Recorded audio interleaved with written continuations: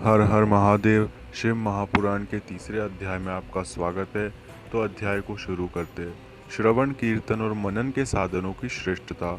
व्यास जी कहते हैं, सूत जी के वचनों को सुनकर सभी महर्षि बोले, भगवान आप वेद्य तुल्य अद्भुत एवं पुण्यमयी शिव पुराण की कथा सुनाइए। सूत जी ने कहा, हे महर्षिगण, आप कल्याण में भगवान शिव का स्मरण करके वेद के सार से प्रकट शिव पुराण की अमृत कथा सुनिए। शिव पुराण में भक्ति, ज्ञान और वैराग्य का गान किया गया है।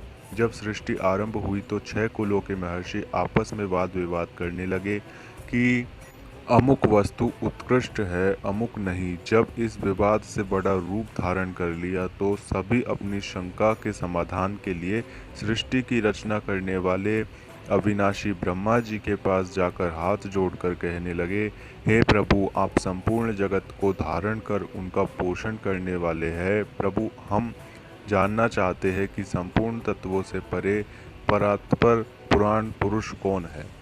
ब्रह्मा जी ने कहा, ब्रह्मा, विष्णु, रुद्र और इंद्र आदि से युक्त संपूर्ण जगत समस्त भूतों एवं इंद्रियों के साथ पहले प्रकट हुआ है। वे देव महादेव ही सर्वज्ञ और संपूर्ण है।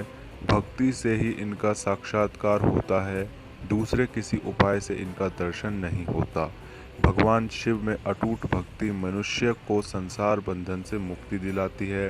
भक्ति से इन्हें देवताओं का कृपा प्रसाद प्राप्त होता है। जैसे अंकुर के बीज और बीज से अंकुर पैदा होता है, भगवान शंकर का कृपा प्रसाद प्राप्त करने के लिए आप सब ब्रह्मर्षि धरती पर सहस्त्रों वर्षों तक चलने वाले विलास यज्ञ करो। यज्ञपति भगवान शिव की कृपा से ही विद्या के सार तत्व साध्य साधन का ज्ञान प्राप्त होता है। शिवपद की प्राप्ति साध्य और उनकी सेवा ही साधन है, तथा जो मनुष्य बिना किसी फल की कामना किए उनकी भक्ति में डूबे रहते हैं, वही साधक कर्म के अनुष्ठान से प्राप्त फल को भगवान शिव के श्री चरणों में समर्पित करना ही परमेश्वर की प्राप्ति का उपाय है, तथा यही मोक्ष प्राप्ति का एकमात्र साधन है। साक्षात महेश्वर ने ही भक्ति के साधनों का प्रतिपादन किया है। कान से भगवान के नाम, गुण और लीलाओं का श्रवण, वाणी द्वारा उनका कीर्तन तथा मन में उनका मनन शिवपद की प्राप्ति के महान साधन है, तथा इन साधनों से ही संपूर्ण मनोरथ की सिद्धि होती है।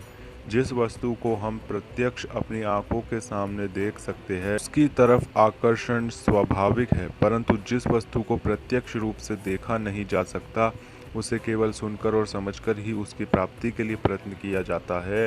अतः श्रवण पहला साधन है। श्रवण द्वारा ही गुरु मुख से तत्व और को सुनकर श्रेष्ठ बुद्धि वाला विद्वान अन्य साधन, कीर्तन और मनन की शक्ति से वह सिद्ध प्राप्त करने का यत्न करता है।